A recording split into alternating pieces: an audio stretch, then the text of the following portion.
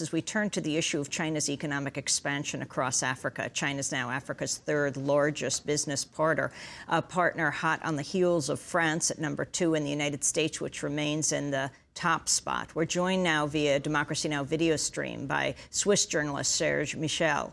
He's the West Africa correspondent for the French newspaper Le Monde and the co-author with Michel Buret of the new book, China Safari, on the trail of Beijing's expansion in Africa. Welcome to Democracy Now!, Serge. Can you talk about the significance of China in Africa? Well, yeah, first, in order to speak about it, I just have to correct you that now China is #2. It have bypassed France last year, and its business with Africa now is about $100 billion. France is only 70. So now it's China is #2, just a little bit behind the United States. So as #2, talk about the significance of China. Well, the significance is very important because China, unlike France and Britain, doesn't have a former colonial territory in Africa. It has a blueprint to go in every 53 African countries. And in these countries, China is doing almost everything. I mean, they are extracting raw materials, they are building infrastructures, they are investing, they have private pioneers going there, they have settlement plans for Chinese people, and it has really changed the face of the continent. We did this book about it took about 2 years, and we went around 12 African countries. We met different Chinese, entrepreneurs, workers, bankers, and farmers. We discovered that in many aspects, Africa, which is like a place, as a Westerner, you would go there with empathy because of misery, civil wars. Chinese go there with just the aim of making business, making a fortune, and they believe that this move will also benefit Africa. Serge, I'd like to ask you, whatever infrastructure development occurred during the colonial era, the neo-colonial era in Africa on the part of European countries was usually geared at assisting their own companies in being able to extract resources, whether it was the railroads they built or electrification or whatever. Are the Chinese doing anything fundamentally different in terms of their development? Are they attempting at all to meet the local needs of the different nations rather than just their own economic needs? No, they actually do exactly the same. The thing is that the roads, the railways that were built during the post-colonial time were not enough. And nowadays, American companies or French companies cannot anymore build roads in Africa. This is too much rough business. They are into more sophisticated. They are looking for more sophisticated business. And Chinese have this capacity. They can project about 10,000 workers anywhere, anytime in Africa for one of these large infrastructure projects. And of course, it benefits their own companies, but it's also and Africa needs infrastructure more than everything. I mean, they need electricity, roads, telecommunications. And we are far from the stage where we can say now we can develop more sophisticated businesses there.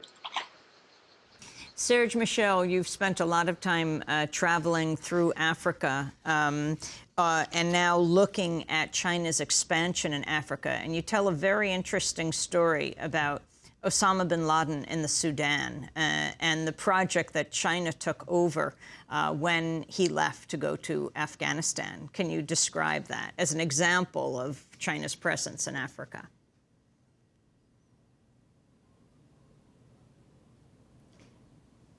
Interesting. It looks like we've just lost him on the video stream. We'll try to reestablish contact. But as we wait, let's turn back to Nii Akuetteh.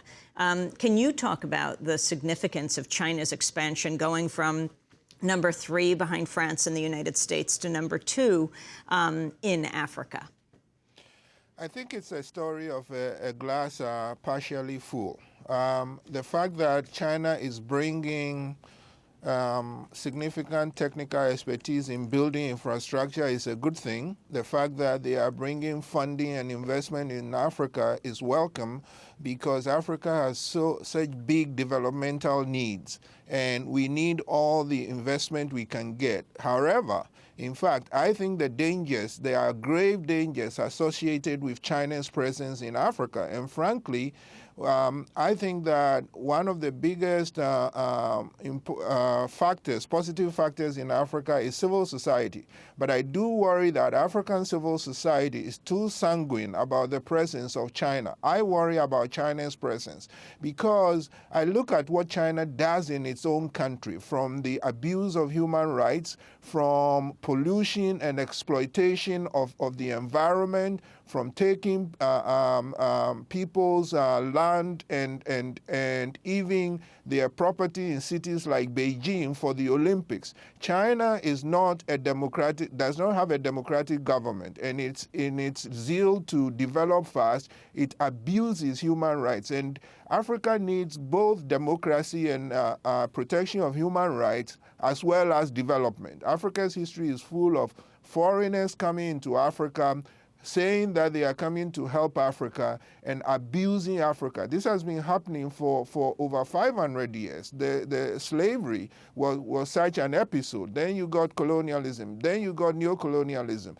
So while China is helping in some areas, I worry a lot more. And which is why I do believe that democracy has to be Africa's #1 priority. When we have stronger democracy with strong institutions, we can then check any investor that comes in, be it a Western company, a French company, an American one, or a Chinese state-owned company. If we don't do that, and if we drop the Chinese in the middle of vast countries like DRC and say, here, you extract the resources you want and just build roads, I worry about that. And I'm sure that Serge will tell you that there is growing frustration among the peoples of Africa with the Chinese presence. Zambia is an example. There have been criticism both in Ghana of the Chinese presence, in Senegal of the Chinese presence. So I think China's presence is not a totally good thing, and Africans need to be very watchful and put pressure on them. The African governments, I mean, they like the investment, and they don't suffer much of the consequences. So they are very welcome. But African peoples must hold the governments responsible and must be very careful about their engagement with China. And they have to look at what China does in its own country.